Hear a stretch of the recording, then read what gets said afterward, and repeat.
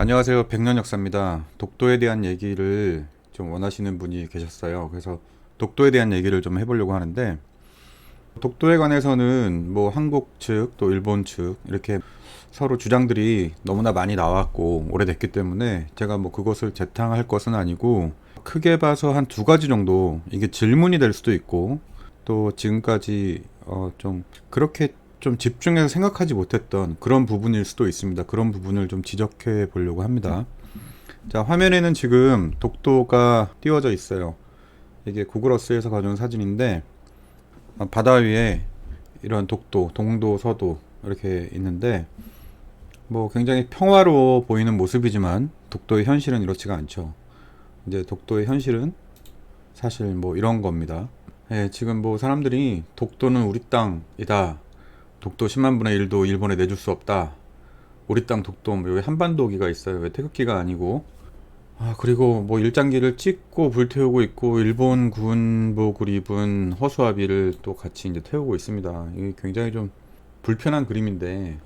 자, 우선 그 유럽 쪽에서 만든 지도, 이런 것들이 이제 간헐적으로 또 끊임없이 나와서 이게 한국의 독도 영유권을 증거하는 그런 근거 자료다. 이제 이런 식으로 쓰이는데, 사실 뭐 꼭 그렇진 않습니다. 제가 한국의 독도 영유권을 부정하기 위해서 하는 얘기가 아니고, 그냥 이런 거는 뭐 그냥 전에 듣고 전에 들은 얘기로 하기 때문에, 뭐 보시면 이게 울릉도를 팔링타워라고 쓰고, 이게 또 우산도인데 우산도를 젠산타워 이제 이렇게 써놨습니다. 그러니까 천산도, 이건 뭐 판이 뭐 울자를 범자로 쓴 건지 뭐 그거 확실치 않아요. 뭐 써놓은 게 없으니까.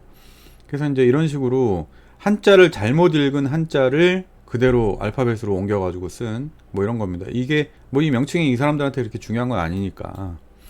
예, 보시면은 이렇게 조선인의 모자고 복장이고 신발이고 전혀 맞는 게 하나도 없습니다. 그래서 어떻게 보면 전에 들은 얘기를 가지고 이렇게 묘사를 하고 또 뭐 했던 것들, 대략적으로 이제 이런 모양으로 이제 그 조선 왕국이 생겼다라는 것들을 파악은 했겠지만, 이것이 지금에 와서 우리한테 어떤 뭐 근거 자료가 된다 뭐 이런 거를 볼 수는 없어요. 그래서 이게 가장 큰 혼란을 일으키는 부분이 이제 이런 겁니다. 여기 이 뭐 서간도 지역 또 북간도 지역 뭐 이런 곳이 원래 또 조선 땅이 아니었느냐, 뭐 이런 또 논란을 일으킬 수도 있는 거고, 두 개의 섬 그러면은 한국 사람들은 반사적으로 그게 두 개의 섬이면 하나는 울릉도 하나는 독도 이제 이렇게 생각을 잘 합니다. 그렇게 생각하게 이제 굳어졌죠, 좀. 근데 이제 뭐 이거는 굳이 따지자면 울릉도와 우산도를 그린 것이다. 이렇게 보면 되고요. 자, 다음 지도. 이거는 유라시아가 나온 지도입니다. 이게 한 1840년대 지도인데, 보시면은 여기도 동해 쪽에 섬이 두 개가 있어요. 그리고 이제 오키 섬이 있고, 요건 일본 섬입니다. 그러면 이것도 그 혼란을 일으키는 거는 이런 부분입니다. 이게 지금 아르고노트하고 다줄레하고 이렇게 섬이 있는데, 그러면은 이거 위에 있는 거 울릉도, 그 다음에 동남쪽에 있는 거 요거 독도, 이제 이렇게 착각을 하고 싶지만 이 그런 게 아니에요. 사실은 이게 다줄레 요 위치에 있는 게 이게 울릉도가 맞고, 이 아르고노트는 그 울릉도의 그 위도와 경도를 조사를 하면서 측정을 하면서 그 약간 실수가 있었습니다. 오차가 있어서 요 아르고노트 자리에 또 이 섬이 있는 것으로 그렇게 이제 오해가 생겼습니다. 그래서 오해가 풀리는데 꽤 오래 갔어요. 1900년대 초반까지도 이런 오해가 계속 갔습니다. 그래서 어떻게 보면 이 서양 쪽의 지도는 좀 혼란을 더 가중시키는 그런 측면이 좀 있습니다. 자, 이제 우리나라 지도 볼게요. 자, 이게 조선 그 청구도고 대동요 지도하고 거의 비슷한 시기에 이제 만든 지도입니다. 여기 보시면은 울릉도와 그 다음에 옆에 우산도, 길쭉하게 생긴 우산도가 있고, 그 밑에는 이제 좀 조그만 그 암초들을 이렇게 표시를 해놨어요. 근데 지금 요것도 지금 잘 봐두세요. 요게 이제 나중에 또 얘기가 됩니다. 자, 이게 그냥 뭐 그림으로 마치 뭐 아이들이 그린 그림처럼 이렇게 좀 어떻게 보면 좀 되게 예쁜데 이렇게 그려놨는데, 이게 그래도 나름, 자, 요 위쪽 지도의 이제 위쪽 아래쪽 그 다음에 옆에 보시면은 이렇게 칸을 다 나눠서 섬의 크기나 거리 뭐 이런 것들을 좀 가늠할 수 있게끔 그래도 약간 시도를 했던 그런 게 보이는 지도입니다. 자, 요거는 팔도 총도예요. 팔도 총도인데 여기 보시면은 울릉도, 그 다음에 우산도 이렇게 두 개의 섬이 있는데, 이 지도가 다른 지도하고 다른 거는 우산도가 보통 울릉도의 동쪽에 그려지는데 이거는 서쪽에 그려졌다는 겁니다. 그래서 이게 뭐 그렇게 개인적으로 이게 큰 의미는 없다고 생각을 해요. 그러니까 동해 쪽으로 동쪽 선상에 이제 나란히 있다는 거, 이제 이게 중요한 거고, 이 우산도 문제가 사실 뭐 이런 위치뿐만이 아니고 논란이 되는 거리가 참 많은 섬인데, 예전에 그런 얘기를 들어봤어요. 그러니까 우산도를 내륙 쪽으로 가깝게 그린 것은 뭐 독도에 대한 뭐 조선인들의 열망의 표현이다, 뭐 이제 이런, 너무 아꼈기 때문에 또 가까이 끌어당겨다 그렸다, 뭐 이런 얘기까지도.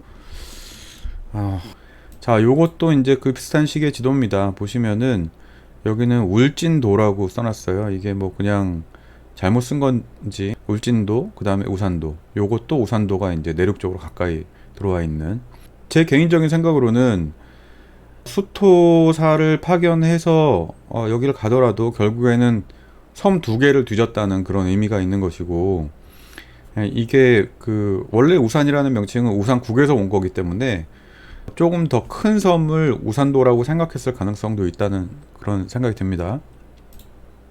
자, 요거는 해좌전도.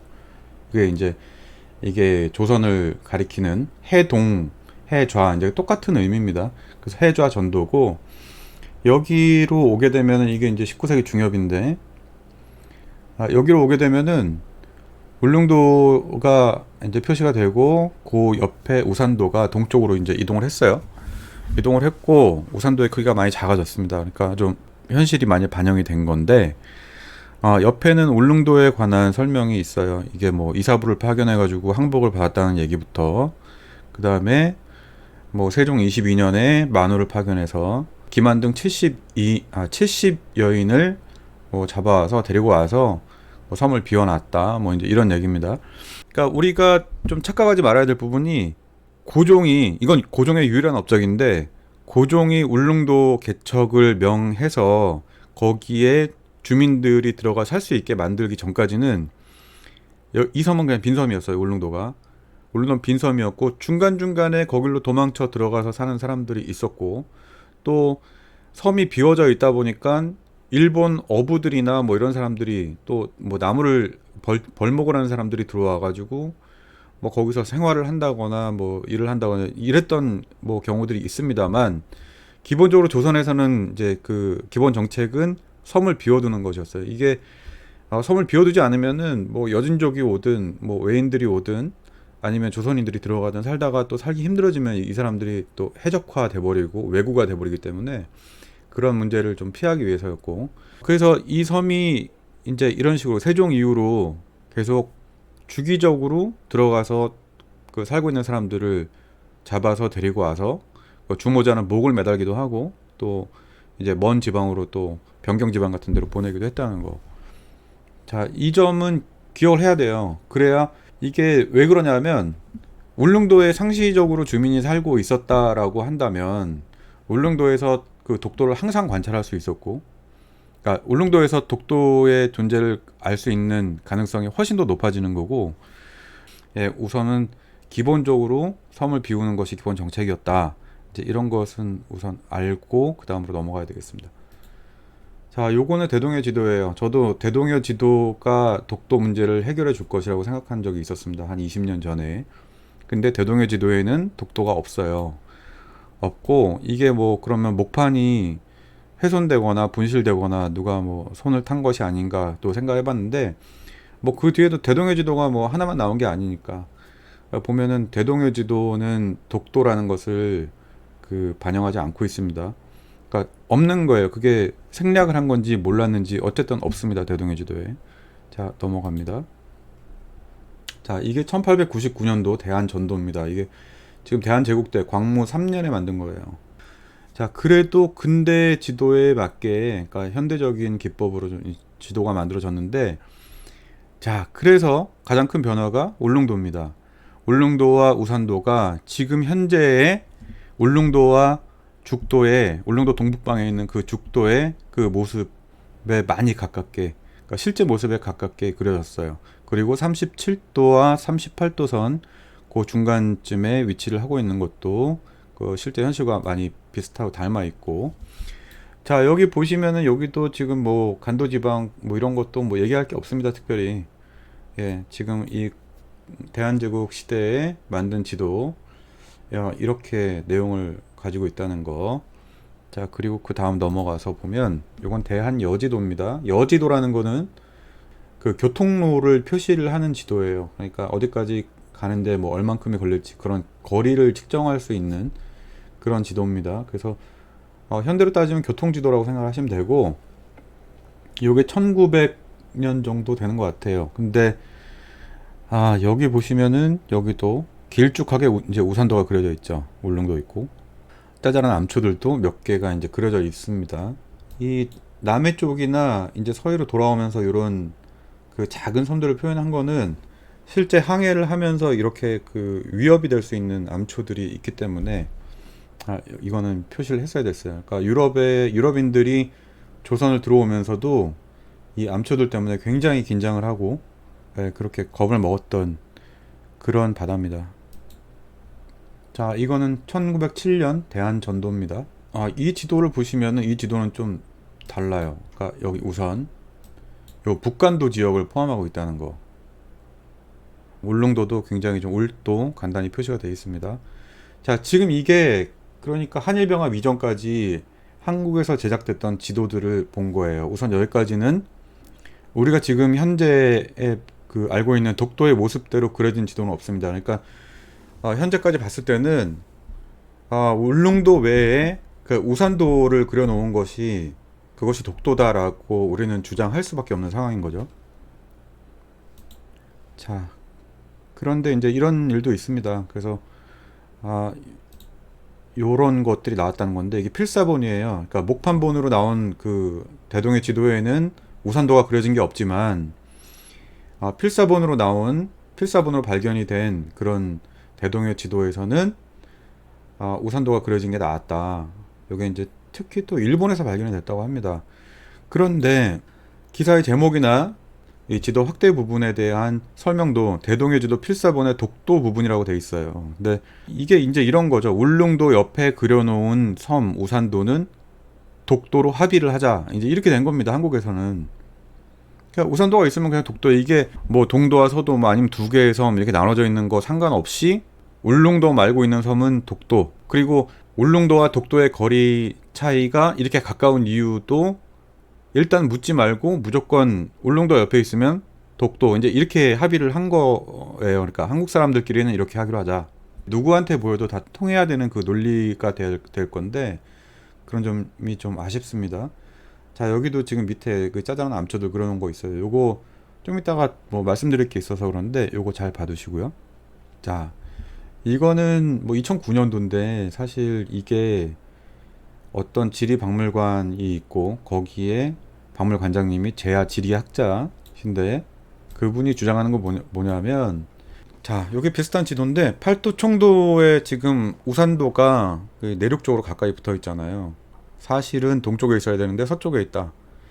지금 이제 이런 현상에 대해서 말씀을 하신 건데, 지금 이게 이렇게 된 이유가 다른 이유가 아니고, 아주 쉽게 얘기하자면 종이를 아끼기 위해서였다.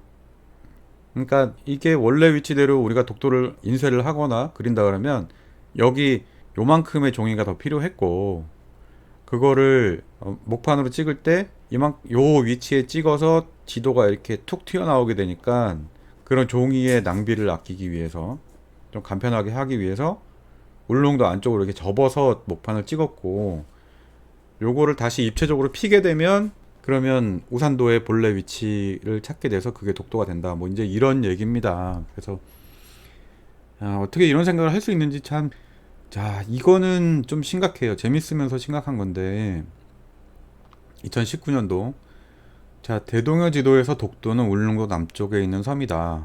지리 정보를 재정립했다 이러는데, 이분은 그냥 일반인이나 뭐 재야사학자 이런 분이 아닙니다. 이분은 동북아 역사재단 연구위원 이분이 논문을 쓰신 거예요. 동북아 역사재단은 공식적으로 중국의 동북공정 그리고 일본과의 독도 영유권 분쟁 이런 데 대비하기 위해서 우리가 필요한 근거 자료를 연구하자라고 이제 만들어진 게 동북아 역사재단인데 여기에 이런 학자분이 이렇게 주장을 하신 거죠.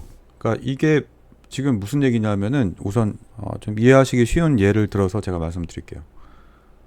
자, 이게 뭐냐면은 이거는 현대의 이제 그 관광 지도예요. 요즘엔 이런 지도도 안 쓰는데 여기 보시면은 홍도가 이렇게 가까이 붙어 있고 뭐 거문도 이렇게 있고 제주도가 제 위치가 아니게 뭐 부산 지금 밑으로 가까이 당겨져 있어요. 그리고 울릉도와 독도도 굉장히 가깝게 붙여놨습니다. 그러니까 이렇게 그러니까 요 한정된 지면상에다가 모든 것을 다 표현하기 위해서 강제로 이렇게 그냥 이렇게 끌어다가 갖다 놨다. 지금 그 얘기를 하시는 거예요, 이분이. 그래서 이게 이제 20세기에 그 지도 도법이 이랬는데, 자, 여기도 있죠. 20세기에 지도를 이렇게 만들었는데, 우리는 18세기에 이미 이제 그걸 했다.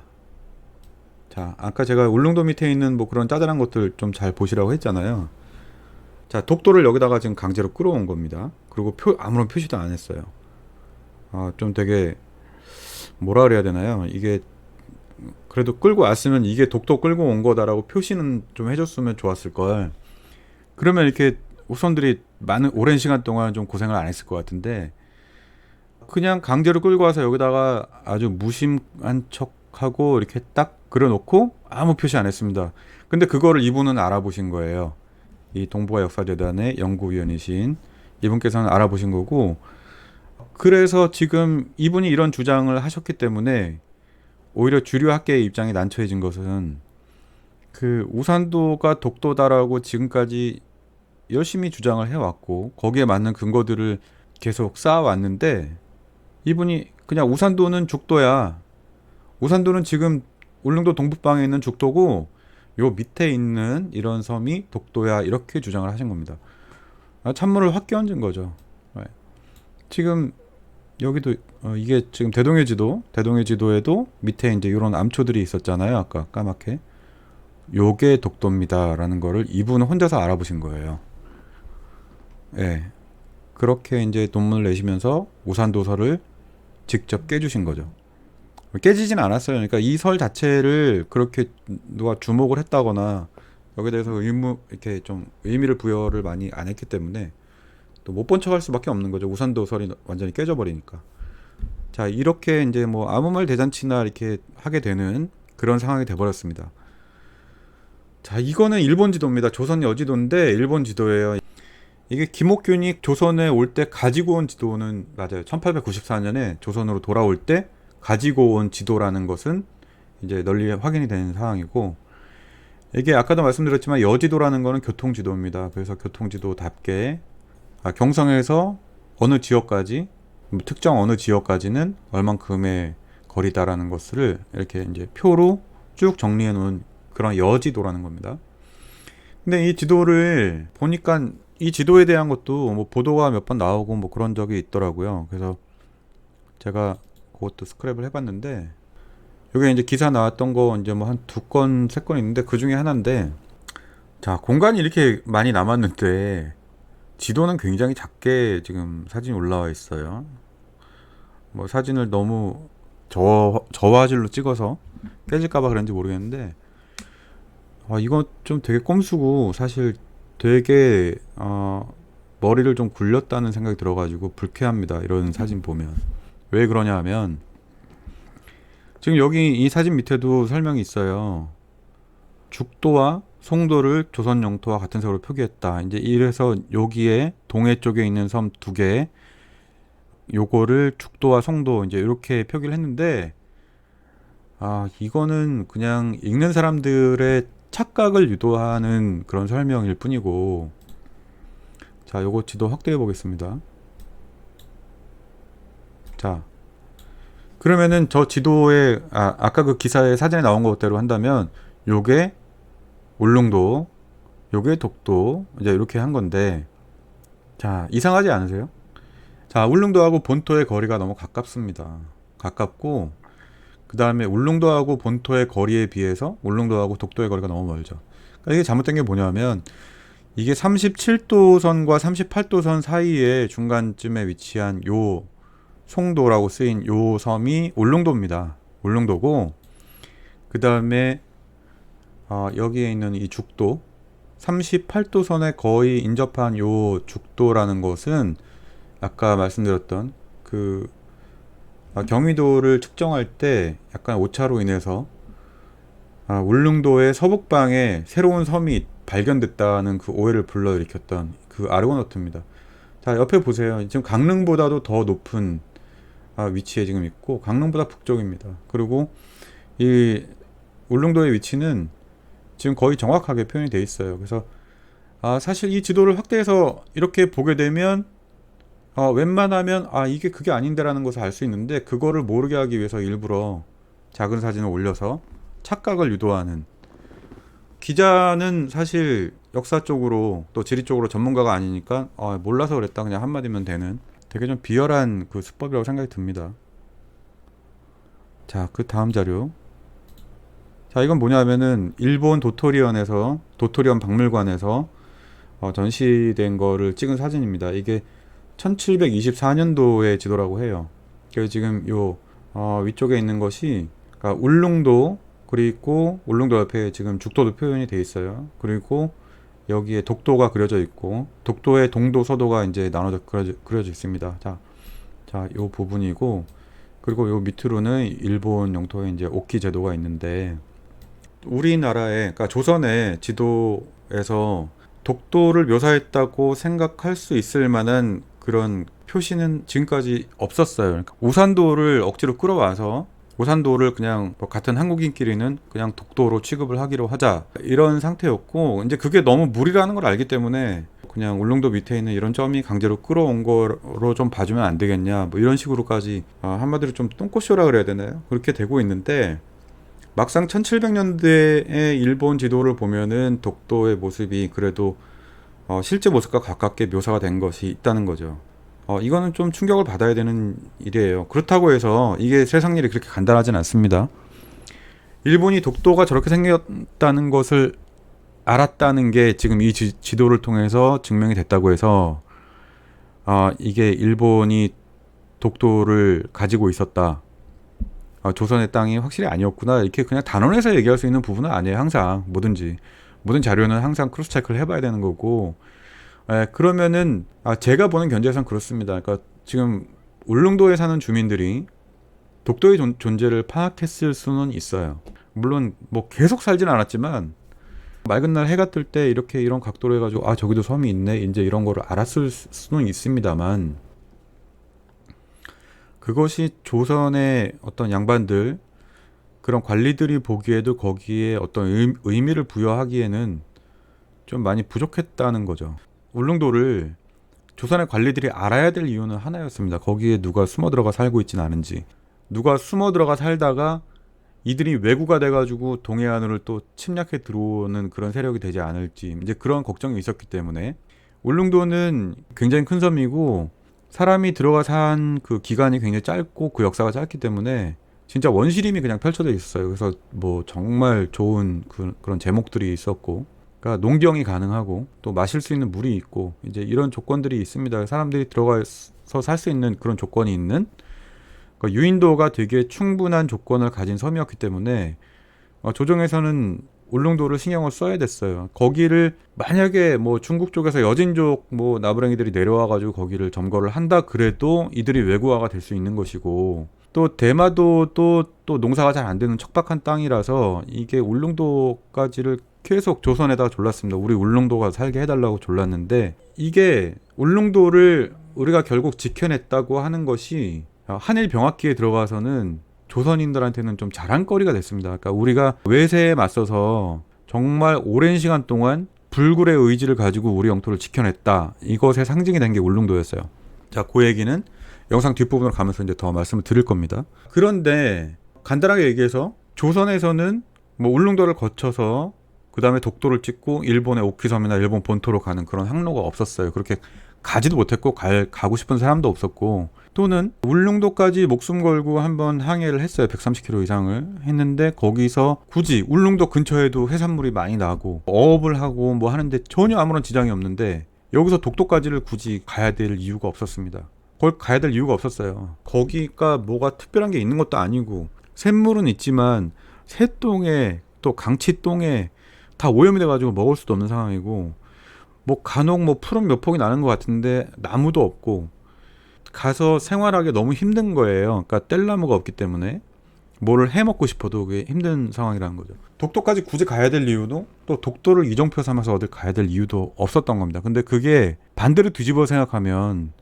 울릉도의 그 풍부한 자원을 얻기 위해서 일본인들이 올 때는 독도를 이정표로 이용을 하고, 날씨가 안 좋을 때는 독도를 중간 기착지로 또 이 피양지로 이제 삼아서 그렇게 독도에 대한 그 위치를 조선인들에 비해서 비교적 더 빠른 시기에 더 정확히 파악을 하고 할 수 있었다는 거죠. 근데 뭐 이건 제 뇌피셜인데, 그럼에도 불구하고 일본이 거기를 영토라고 선언하지 못한 거는 조선 쪽에 울릉도 쪽에 가까운 섬이니까 조선 영토라고 막연히 생각했을 가능성, 또 그런 바위 섬에 대해서 굳이 그걸 영토라고 뭐 간주를 해야 될 필요가 없다고 생각했을 가능성, 이제 이런 것들이 있다고 생각합니다. 물론 안용복이 일본 어민들을 추격해서 간 그 마쓰시마 성도가 그게 독도인지 아닌지 뭐 이제 그런 것까지는 알 수가 없지만, 그게 알 수 없어요. 더 정확한 기록이 없기 때문에. 그랬을 가능성도 있어요. 그러니까 세 가지라고 본다 해도 결국에는 지금 가장 큰 문제는 뭐냐면은 그 영토에 대한 근대적인 개념이 없는 상태에서 독도를 굳이 자기 영토로 주장할 이유가 없었다는 게 조선과 일본 양측의 그런 설명이 된다는 그건 제 생각입니다. 그때까지 독도가 이게 조선령이야 그러면 독도 근해에 바다 몇 리까지를, 몇십 리까지를 배타적인 영역으로 설정해서 외국인은 여기 들어와서 어업을 할 수가 없어. 그거를 감시하기 위해서 거기 군인을 보낼 거고 거기 순찰선을 보내갖고 우리가 거길 지킬 거야, 이런 개념이 있을 수가 없고, 일본도 거기 가는데 마치 그냥 자연 등대처럼 저게 있으면 이제 이렇게 가면 울릉도에 간다, 그것만 알면 됐지, 저기까지를 그러면 저기다가 일본 영토라는 깃발을 꽂으면은 이게 일본 땅이 되는구나, 그렇게 할 필요성을 못 느낀 거죠. 그러면 이제 여기는 조선 놈들이 이제 들어와서 고기를 못 잡아, 물개도 이제 우리가 다 잡을 거야, 이제 그렇게 해서 거기까지를 해야 되는 그런 근대적인, 그러니까 배타적으로 점유할 수 있다는 그런 개념 자체가 없었기 때문에 그렇게 할 수가 없었고, 그래서 실제로 1905년에 일본이 독도를 영토로 편입할 때도 러일 전쟁을 준비하고 러일 전쟁을 겪으면서 실제적으로 정말 이게 정말 이래서 필요한 거구나라는 것을 깨달았기 때문에 그거를 영토로 편입을 했다, 과감하게 했다고 생각이 듭니다. 그래서 나중에 미국에서도 이 독도 문제에 대해서 이게 일본령인지 조선령인지를 고민을 하면서 실제로 조선에서 어떤 이런 권리를 주장했던 그런 근거가 없기 때문에 인정이 안 된 거예요. 그래서 1905년에 이렇게 약간 꼼수를 쓰인 것 같긴 하지만 그래도 법적인 절차에 따라서 영토로 편입시킨 여기에 대해서는 하자가 없다는, 이제 그런 식으로밖에 미국은 입장을 가질 수가 없었습니다. 자, 다음 자료 우선 넘어가면, 자, 이것도 뭐 그냥 간략한 지도예요. 간략한 지도인데 이게 지금 1892년도 지도죠. 그래서 여기도 지금 그 아르고노트하고 그 다음에 울릉도 이렇게 혼란을 많이 일으켰어요. 그러니까 이런 지도도 그냥 멀리서 한국인들이 이제 얼핏 보게 되면 독도 여기 있네, 울릉도 여기 있네, 이거 색깔 칠 안 했으니까 뭐 이거 조선 영토로 일본 영토가 아니라고 부인을 했네. 그러니까 일본 영토가 아니라고 부인한 게 그런 의미가 조선의 영토다라는 의미는 또 아니지만 어쨌든 일본 영토가 아닌 걸 알고 있었네 라고 생각할 수 있지만, 지금 여기 그려진 섬 두 개는 울릉도를 그린 거고, 울릉도에 대한 그 착오로 인해서 그려진 상상 속의 섬이 여기에 표시가 된 것이다. 38도선 부근에. 자, 그런 거라는 걸 알아야 됩니다. 지금 사실 이 지도도 가져온 데 보면은 이 섬을 그냥 울릉도와 독도가 표시되어 있다, 이제 이런 식으로 그냥 써놨어요. 별 고민 없이.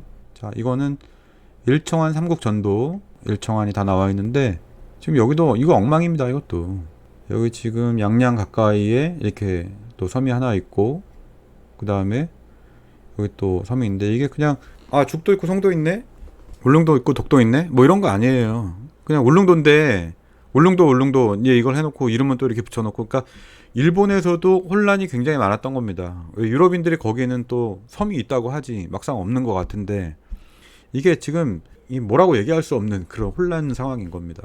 예. 그런 상황이 있었고 여기 1894년입니다. 예. 그러니까 아까 김옥균이 가져왔던 그 지도하고도 거의 비슷한 상황인 거예요. 그러니까 상상 속의 섬과 울릉도가 존재하는 그런 상황입니다.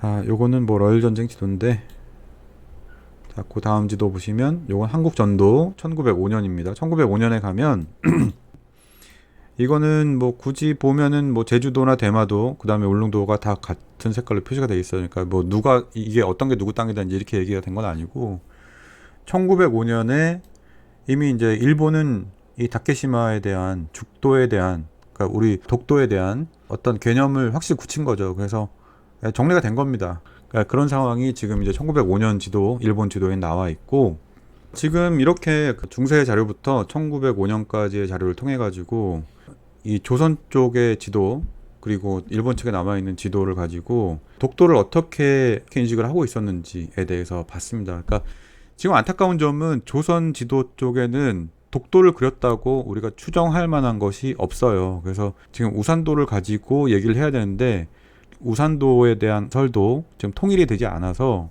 우산도는 그냥 죽도다 이렇게 얘기하는 이제 또 학자도 있는 상황이고, 일본은 아까 제가 말씀드린 현실적인 필요, 울릉도를 들락거려야 되는 그런 현실적인 필요 때문에 독도의 존재를 조선보다 더 빨리 파악을 하고 있었고, 독도의 모습을 알고 있었지만 그것을 조선 영토라고 생각을 했든 조선의 항의를 받았든, 그러니까 조선의 항의를 받았다는 공식적인 기록은 안영복 같은 사람이 항의를 한 적이 있죠. 근데 그게 지금 독도에 관한 것인지 울릉도나 그 죽도에 관한 것인지에 대해서는 정확히 얘기를 할 수가 없기 때문에 지금 제가 그렇게 말씀드린 겁니다. 자, 지금 그런 상황이고, 그럼 이제 그 중요한 거는 요 다음 시기, 그러니까 한일 합병기죠. 1910년 이후로 그 일제 치하에 있던 그 조선인들은 울릉도나 독도에 대해서 어떤 생각을 갖고 있었을까? 독도에 관한 언급이 있긴 있었을까? 뭐 이런 점들을 좀 살펴보고, 그리고 해방 이후에 또 독도에 관한 인식이나 설명이 어떻게 변했는지 거기까지 살펴보도록 하겠습니다. 자, 지금 화면에 띄워져 있는 거는 그 동광이라는 잡지의 그 창간호 표지입니다. 쾌걸 안영복 울릉도를 중심으로 한 200년 전의 조선 외교 문제, 이제 이렇게 해서 울릉도를 지키기 위해서 우리 조상들이 어떠한 고생을 감내하면서 이 울릉도를 지켜왔는지에 대한 그런 이야기를 이 이윤재 선생님이 그러니까 2회차에 걸쳐서 동광이라는 잡지에다가 연재를 하셨어요. 이게 지금 이 글 말고도 또 있습니다. 자, 요거는 제가 100년 역사 그 네이버 블로그에도 그 전편을 다 올려놨는데, 1928년에 도서순례라는 제목 하에 이 조선 연근에 있는 그 섬들에 대한 이제 기행을 기자가 이제 다닌 겁니다. 그러니까 직접 다녀오면서 그 섬의 자연이나 그 섬에 얽힌 이야기, 전설, 뭐 또 환경, 그 다음에 인구의 어떤 그런 상황, 이제 이런 것들을 이제 쭉 설명을 해서 이제 뭐 풀어주고 있어요. 근데 지금 화면에 띄운 거는 울릉도에 관해 쓴 이제 총 11편의 이야기인데, 여기에는 울릉도 이야기하고 또 울릉도 옆에 있는 그 죽도 이야기, 그리고 울릉도에 사는 주민들에 대한 뭐 그런 이야기까지 이제 다 들어가 있는데, 사실 죽도에 관해서, 그러니까 지금 울릉도 동북방에 있는 그 죽도에 관해서도 직접 방문해서 굉장히 그 자세한 설명을 남겼어요. 그 죽도에는 울릉도와 달리 샘물이 없어서 이 사람들이 물을 울릉도에서 가져다 마시거나 또는 바닷물을 끓여서 소주처럼 맺히는 그 이슬을 먹거나, 아니면 참외나 수박 농사를 지어서 과일을 대신 먹고 그 껍질을 또 짜서 물로 마시고 또 빗물을 받아 마시고 이제 이런 그 상황들이 나옵니다. 근데 농사가 굉장히 잘 되는 땅이고, 그리고 또 그 대나무도 아주 그 굵은 대나무가 많이 자라서 물이 없다는 것만, 그 불편만 좀 감수를 하면은 사람이 살 수는 있는 지금 현재 시점에도 죽도에는 한 가족이 농사를 짓고 이제 살고 있는 것으로 알고 있습니다.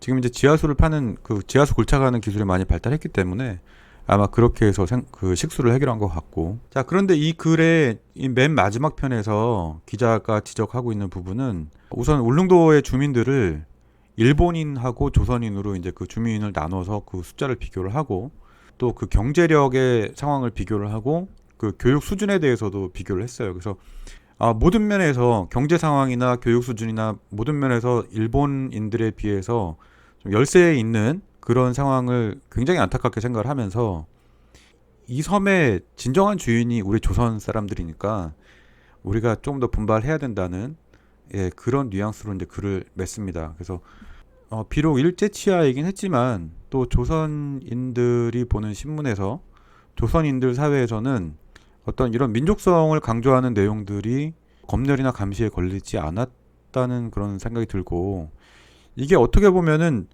제국이었잖아요. 일본 제국이었기 때문에 조선인들이 조선 민족이 분발해서 발달해서 우리가 뭐 제국에 도움이 되는 신민이 되자 이제 이런 것이 그러니까 죄가 될 수는 없는 거죠. 그래서 그런 그 생각도 해보게 됐고 우선 여기도 이제 마찬가지입니다. 울릉도의 역사를 설명하는 데 있어서 여진족의 그 침략을 받고 또 외구의 근거지가 되기도 하고 일본에서도 또 이제 계속 달라고 했지만 고종이 이 울릉도를 꿋꿋이 지켜냈다. 그래서 이제 사람이 들어가 살기 시작한 지 뭐 불과 40몇 년 됐다. 이제 뭐 이런 식으로 설명을 합니다. 일제 시대에 한일 병합기에 일반인들이 가지고 있던 울릉도 잘 몰랐지만 또 안다 해도 울릉도라는 것을 아는 거는 아주 예전에 그 고리 쪽에는 정말 사람이 살았었지만 계속 비워져 있던 섬이고 거기에 사람들이 들어가서 정착해서 살게 된 것은 이제 불과 한 3, 40년 된 그런 상황이다라고 인식하고 있는 것이 대부분이었어요. 자, 그러면 그 다음 또 다른 글 보겠습니다. 자, 여기는 뭐 송기찬이라는 분이 쓴 역시 이제 그 우산국의 예자치, 울릉도에 관한 이야기입니다. 그래서 이분도 이게 우산국이 많이 몰라요. 일반 조선인들이 울릉도라는 거를 잘 모르기 때문에 거기에 대한 설명도 해주는 것이고 그 설명의 그 밑바탕에는 이거 정말 여기저기서 다 탐냈던 땅인데 이거 우리가 조선 땅으로 지킨 거야 라는 그런 자부심과 자랑스러운 그런 감정들이 다 들어가 있는 그런 글이에요. 자, 다음 자료는 조선 상식입니다. 이게 1937년도에 매일신보에 연재가 됐던 글이에요. 대략 한 9개월 정도 계속 연재가 됐는데 최남선이 쓴 글입니다. 이 글을 소개를 해드리는 이유는 조선에 관한 그 전반적인 지식을 설명을 해준 글인데 이게 지금 그 해방 이후에 나온 조선 상식 문답하고 많이 좀 혼동이 되고 있기 때문에 이 글을 지금 소개를 해드리는 거예요. 이 조선 상식에는 첫 번째 이제 강토편으로부터 시작해가지고 조선의 국호, 그 다음에 이제 조선 국호 외에 또 이제 조선을 부르던 이름들, 근역이니, 진역, 대동, 청구 뭐 이런 이름으로 이제 동국 뭐 이런 걸로 조선을 불렀다. 뭐 이제 이런 설명들이 있고 이게 이제 2편, 3편으로 가게 되면 조선의 지방이 어떻게 구획이 되었었는지, 그 다음에 조선 팔도의 명칭 뭐 이런 것들을 그 설명을 하고 있어요. 그러니까 조선상식 문답이란 책을 아시는 분은 거기 조선상식 문답에는 조선의 영토의 동쪽 끝이 어딘지 경도 위도가 어떻게 되는지에 대해서 설명이 된 부분이 있다는 것을 아실 텐데 이 조선상식에는 그런 부분이 없습니다. 이게 조선상식 이 연재편하고 조선상식 문답이 가장 크게 차이가 나는 부분인데 강토편의 나머지 부분들은 백두산, 칠보산, 묘양산, 구월산 뭐 이런 식으로 명소들에 대한 설명을 그냥 하나하나 하고 있어요. 이제 그것도 주로 산을 중심으로 해가지고 이제 뭐 지리산, 한라산까지 끝나고 그 뒤에는 압록강, 두만강, 대동강, 한강, 금강, 낙동강 이제 이렇게 유명한 강, 큰 강에 대한 설명을 하고 그리고 강토편은 끝이 납니다. 그럼 조선 상식이 이제 연재되는 나머지 내용들은 조선인들의 세시 풍속이라든지 유희, 신앙, 무속, 제사, 뭐 귀신, 요괴, 전복, 괴담 이제 이런 쪽으로 약간 눈에 보이지 않는 무형문화 쪽으로 좀 치중해서 서술을 했어요. 그러니까 이게 감시와 검열 때문이었는지는 모르겠지만 이제 이런 식으로 약간 좀 예민할 수 있는 부분, 민감할 수 있는 부분은 피해 가면서 서술을 했던 게 조선 상식이고, 조선 상식 문답이라는 책은 해방이 되고 그 이듬해 1946년에 이제 출판이 되었어요.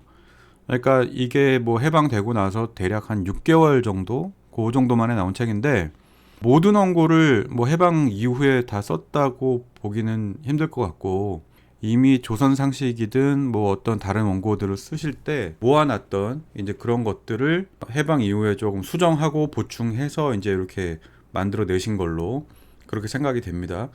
여기에는 조선 상식과 다르게 조선의 영역에 대해서 구체적으로 기술을 하신 부분이 있어요. 그 부분을 좀 살펴보면 조선의 이제 위치가 도서를 넣었을 때 동경 130도 56분 23초 여기서부터 이제 시작이 되고 그 다음에 동쪽 끝은 경상북도 울릉도 죽도라고 이렇게 써놓으셨어요. 그러니까 요 부분이 어디인가를 이 동경 이 지역을 찾아보면 제 바로 옆에 이제 이 죽도를 확대한 부분이 있는데 이 죽도의 동쪽 끝이 130도 56분 23초 이렇게 나옵니다. 그래서 이 당시에 최남선 씨가 조선 영토의 동쪽 끝이라고 생각했던 부분은 바로 이 죽도라는 것, 요것을 확인할 수 있는데 조금 재밌는 거는 요거는 제가 가지고 있는 조선 상식 문답이라는 책이에요. 이게 기파랑이라는 출판사에서 나온 건데 여기를 보면은 울릉도 죽도가 아니고 울릉도 독도라고 그렇게 이제 써 있습니다. 자, 여기에 도서를 넣어서는 극동은 경상북도 울릉군 독도 이렇게 이제 이 요즘 구할 수 있는 조선 상식 문답에는 이렇게 써 있어요. 그래서 이것 때문에 사실은 좀 혼란이 많이 될 수 있는 부분인데 원 그 작자가 죽도라고 써놓은 부분을 이거는 누군가가 그냥 임의대로 수정을 해놓은 부분입니다. 이런 거 굉장히 좀 잘못된 거라고 생각이 되고요. 원래 최남선 씨가 쓴 조선 상식 문답에는 분명히 죽도라고 얘기를 하면서 죽도의 위치를 기록을 해놨습니다.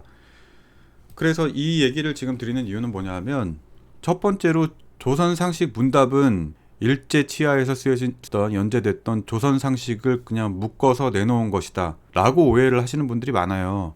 그렇기 때문에 조선 상식 문답에는 조선의 동쪽 끝이 죽도라고 표시를 한 것이다 라는 그런 뇌피셜이 정말 오피셜인 것처럼 그런 식으로 지금 회자가 되고 있습니다. 그래서 그거에 대한 수정을 좀 해야 되고요. 이 조선 상식 문답에 그러면은 죽도가 없는 이유가 뭐냐? 여기에 대해서도 최남선이 일제 말기에는 반민족 친일파였기 때문에 독도가 일본 땅이 되던 말던 그거는 본인하고 뭐 크게 문제라고 생각을 하지 않았다. 본인에게는 큰 문제가 아니라고 생각을 했을 것이다. 뭐 이런 추측까지 나옵니다. 근데 최남선의 그 일생에 대해서 조금만 들여다본다 해도 이분이 친일파일 수는 있어요. 그러니까 친일파라고 불릴 수는 있는데 이분은 반민족 친일파까지라고 부를 수는 없습니다. 이분이 친일을 한 이유는 이것이 우리 민족을 위해서 가장 필요한 일이다. 우리 민족이 더욱더 발전해 나가는데 이런 것들이 필요하다라고 생각을 했던 것이지 굉장히 민족주의적인 사람이었고 그 민족이 지금의 어려움을 타개해 나가는 방법으로서 친일이라는 수단을 선택을 했다라고 그렇게 이해를 할 수 있는 겁니다. 그래서 합리적으로 결론을 내리자면 최남선이 죽도로 조선의 동쪽 영역의 끝을 그렇게 표시를 한 것은 딱 하나의 이유밖에 없습니다. 독도를 몰랐어요. 그 전에 조선인들이 몰랐던 것처럼 조선시대의 조선인들이 몰랐고 대한제국의 조선인들이 몰랐던 것처럼 이분도 몰랐습니다. 한일병합 시기에 이미 이분은 21살이었어요. 한국 나이로. 그리고 굉장히 명석하신 분이고 조선의 3대 천재라고 불릴 정도의 어떤 그런 명석한 두뇌를 가진 분이고 조선 역사에 관해서는 뭐 이분을 능가할 수 있는 사람은 없다는 그런 권위를 인정받는 분이었기 때문에 이분이 하다못해 1946년에 새롭게 책을 내면서도 거기에서 독도를 언급하지 않았다는 것은 이거는 몰랐다고 생각할 수밖에 없습니다. 자, 그러면은 100번 양보해서 이분이 친일파였기 때문에 또는 이 조선 상식을 그냥 책으로 엮었기 때문에 조선 상식 문답에 독도가 없다 라고 가정을 해본다고 한다면 그렇다면 제가 묻고 싶은 질문은 그거예요. 1945년 8월 15일 이전에 과연 누가 독도를 일본이 강탈했다는 것에 대해서 항의를 하거나 비난을 하거나 울분을 토로한 사람이 있었는가? 없습니다. 없어요. 그런 게 있으면은 제발 그런 자료를 좀 공개를 해주시기 바랍니다. 그런 게 있다면은 우리가 러일 전쟁 같은 그런 혼란기에 그리고 을사조약에 이어서 한일 병합이 되던 그 혼란기에 독도를 빼앗긴 것을 알았지만 멀쩡히 눈 뜨고 보고 있으면서도 우리가 어떤 뭐 손을 쓸 수 없었다는 그런 입장이 정당화될 수 있습니다. 그런데 없어요. 미국에 계셨던 뭐 이승만 씨라든지 아니면은 상해 임시정부라든지 어떤 애국지사 어떤 그 뭐 열사라도 독도에 대해서 아무도 독도를 일본이 강탈했다는 것에 대해서 아무도 항의를 한 사람이 없습니다.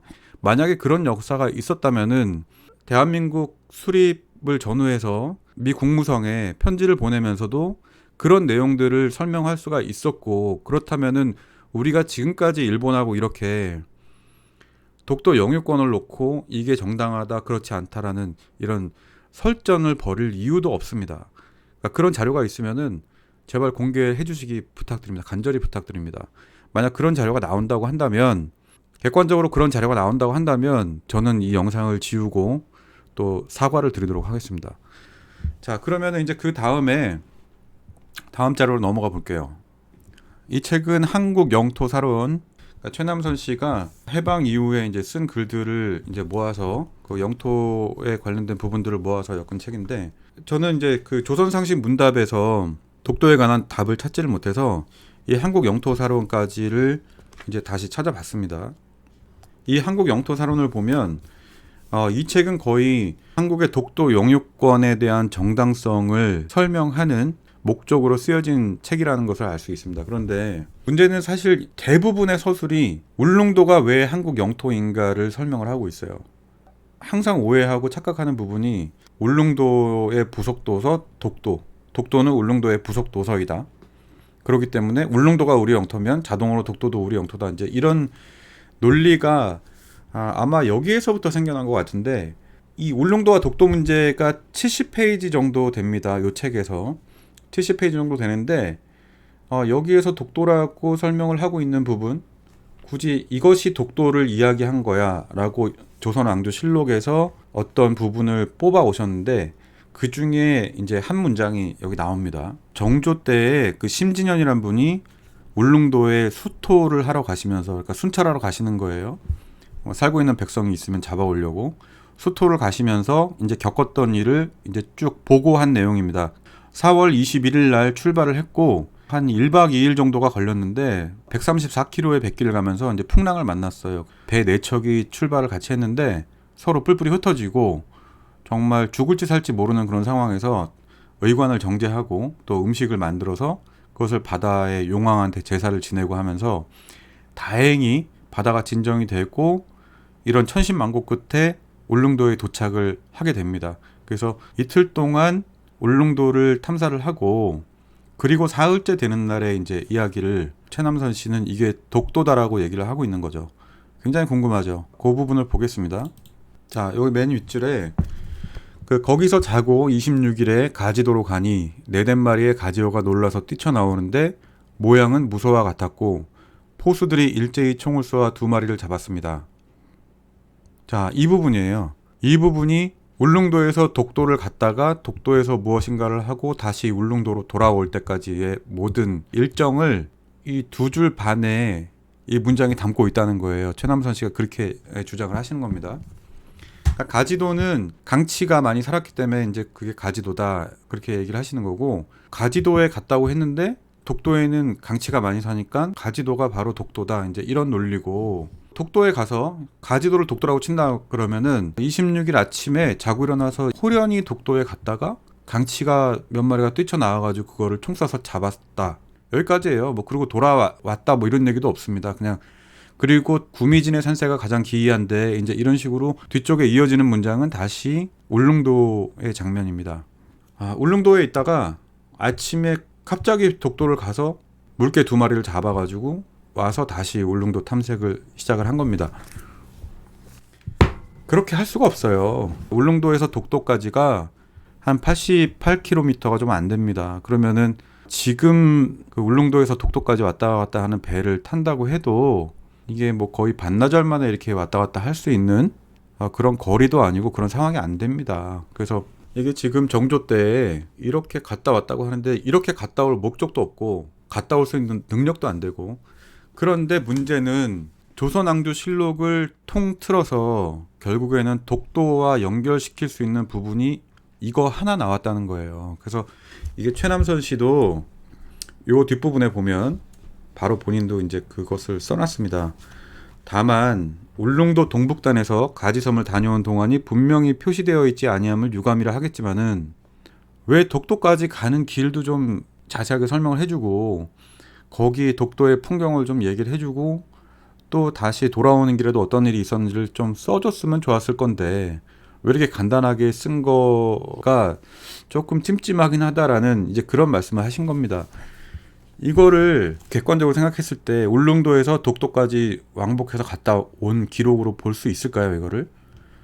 저는 절대 그렇게 못할 것 같고 지금 이런 상황이기 때문에 결국에는 최남선 씨가 독도를 몰랐던 거고 그런데 이제 이 책에 같이 실려 있는 독도 문제와 나라는 그런 또 글이 있습니다. 거기 뒷부분에 보시면 나는 특히 독섬을 일본에게 빼앗긴 사실을 러일 전쟁 이후는 물론이요 이전의 문헌에 나오는 사실에도 필요한 연구를 다하여 언제든지 문제 만들 기회가 오기를 기다리다가 해방 이후에 각 방면으로 이에 대한 주의를 환기시켰고 특히 조사한 역사적 사실의 일부를 작년에 서울신문에 게재하였다 라고 말씀하셨습니다. 본인이 정작 해방 이후에 1946년에 낸 책에는 그런 내용이 없었는데 이제 또 몇 년이 지나고 나서 이렇게 다시 말을 바꿔서 말씀을 하신 거예요. 근데 그렇게 말씀을 바꿔서 하실 때조차 근거로 들 수 있는 거는 이 가지도밖에 없었다는 이 안타까운 현실입니다. 그래서 자, 우선은 이제 자료는 여기까지 보도록 하고 전체적으로 정리를 하자면은 조선인들은 독도를 몰랐어요. 대한민국이 생기면서 독도를 알았지만 대한민국 이전에 독도를 알았던 한국인 조선인은 없습니다. 그래서 상해 임시정부도 독도에 대한 항의를 한 적이 없고 이승만도 해방 이전에 그런 항의를 한 적이 없었습니다.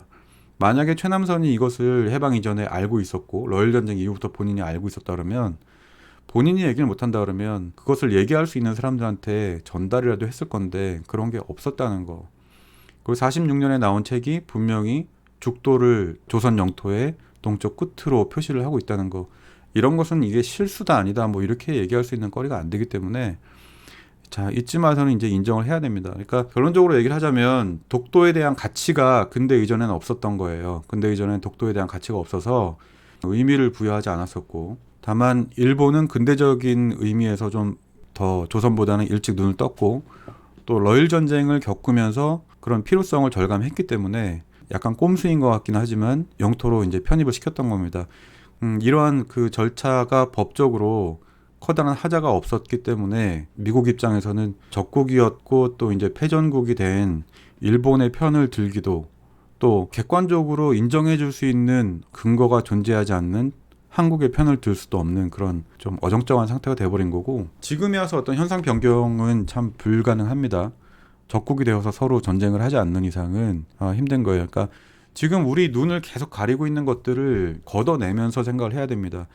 지금 독도 바다 밑에 하이드레이트 층이 있어갖고 그게 뭐 전 세계 인구가 뭐 얼마큼을 쓸 수 있는 그런 어마어마한 양이 매장돼 있기 때문에 일본이 거기에 대해서 계속 욕심을 내고 있는 것이다. 이런 것들은 그냥 신기루고 그냥 우리 눈을 가리는 그런 역할을 하는 겁니다. 조선시대에 뭐 거기 하이드레이트가 있는 거를 알지도 못했고 그때 당시에 일본도 알지도 못했습니다. 그런 식의 가치를 평가할 수 있는 그런 바위 덩어리들이 아니었어요.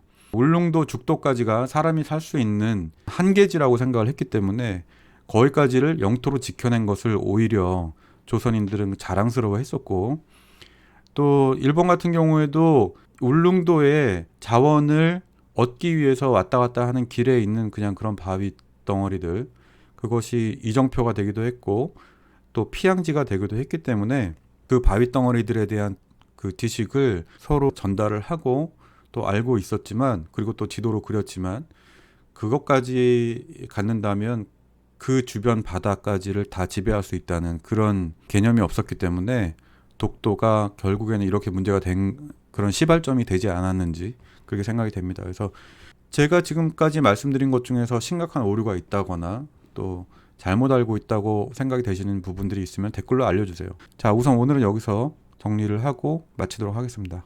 자, 감사합니다.